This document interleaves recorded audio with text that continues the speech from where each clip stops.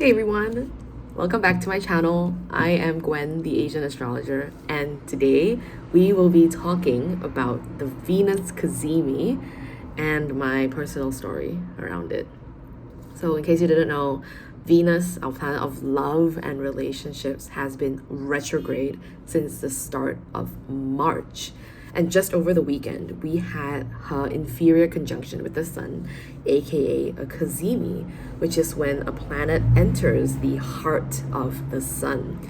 And it is said that this will renew that planet's energies and kickstart a whole new Venusian cycle, now with her as a morning star.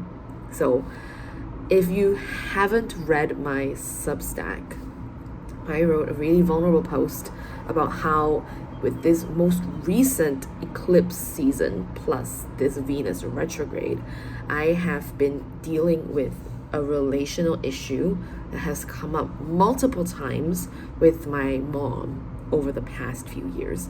And this time, both of us actually took a completely new approach to it, which is actually what retrogrades are great for. It's really great for taking a step back and kind of like looking at a recurring situation with new eyes and saying, okay, yo, hold up. What the heck is happening here? Let's rewind, okay? And sure enough, we both decided that instead of always like jumping to fixing it right away, we can actually afford to take a step back and just go within. And through that process, I actually learned so much about myself.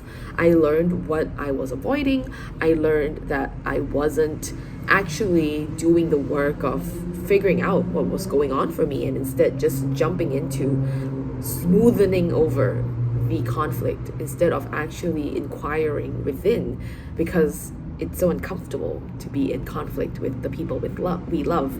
But conflict can actually serve as a driving force for us to then take corrective action.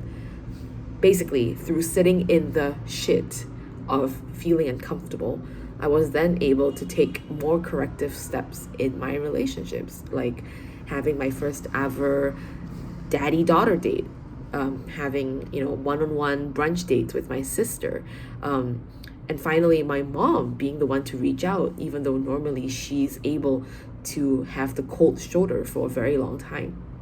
And so literally on the day of the Venus cazimi, I went to her house and we had a lovely lunch and we talked in the privacy of our home, the home that I spent my teens in.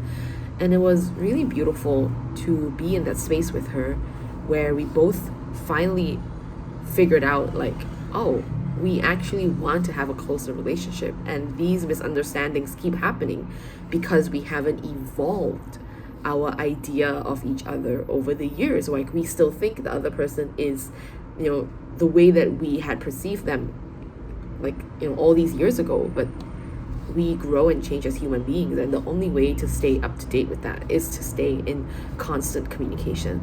And one of the biggest things that I've learned is that I really want to be seen by the people I love. I want to be known, and that takes work. That takes breaking old relational habits. So for example, I'm not the kind of person that stays in regular contact with my family, right? I don't send them constant updates of my life, and then at the same time I wonder, why don't they know me? Why don't they know who I am? So today, one of the things that my mom and I agreed to do moving forward after our talk yesterday is to just reach out when we're thinking of the other person. So sure enough, my mom this morning messaged me, hey, I hope you're, going to have a great day today, okay? And okay is like our new like inside joke thing. Like we would just ask each other, okay, like, are you okay? And that one message filled me with so much joy, because just last night my sister said, there's no way mom's gonna reach out first. And she did, right? And so I replied to her, I was like, yeah, mommy, like, thank you so much. I hope you have a great day too. And that was that.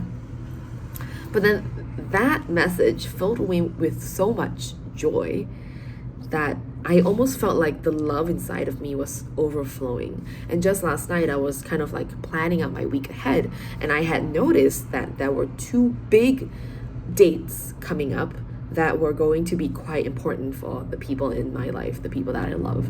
One of which is my friend Mariah is about to do her PR interview for her Malaysian citizenship. And it's a really big deal because it's not something that you can easily get. Like, it took her months to get this interview date. So it had been on my calendar circled, like, I need to kind of like wish her good luck with this.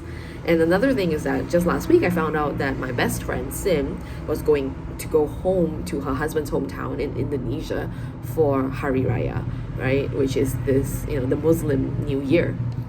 So she's going to be going back for 2 weeks. And these are both happening tomorrow, right? Very Venus cazimi coincidence vibes. So I was like, okay, cool. These are both happening tomorrow. So I shot both of them a message like, hey, where are you guys gonna be at today? Because I had this kind of inkling that I would like to just give them something small, like a note and a little sweet treat of encouragement for this big thing coming up tomorrow.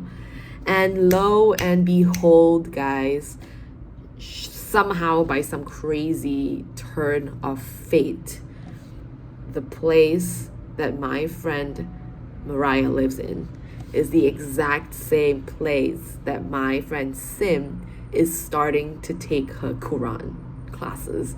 And both of them are happening at the same building on the same day, basically, because like that's where my friend lives, and tonight is when her Quran meeting is happening, and tomorrow is when both of them have these big things going on. So I'm like, yo, this is insane. So fast forward to going to the bakery, getting them some sweet treats, and going to surprise my friend Mariah, who was so happy, felt so touched. And I used to do these things all the time, invest my time and energy into my relationships to make other people feel loved and seen. And I used to do this a lot during the pandemic because you couldn't really see each other and spend time. So the way you show love is through these like little delivery surprises. But somehow, receiving this like love from my mom, this breakthrough from my mom, like just made me feel so much more empowered to show my love as well. And being able to do that in such a beautiful, like serendipitous, coincidental way is just, to me, the perfect Venus cazimi story. So if you're taking away anything from this, show love. Like, reach out to the person that has been on your heart, on your mind. It doesn't need to be a big thing coming up in their life, right? It could be like a simple like thinking of you message that like as like the one my mom sent to me. And you will be surprised by the synchronicities and beautiful like magic that comes up in your life when you start to choose love.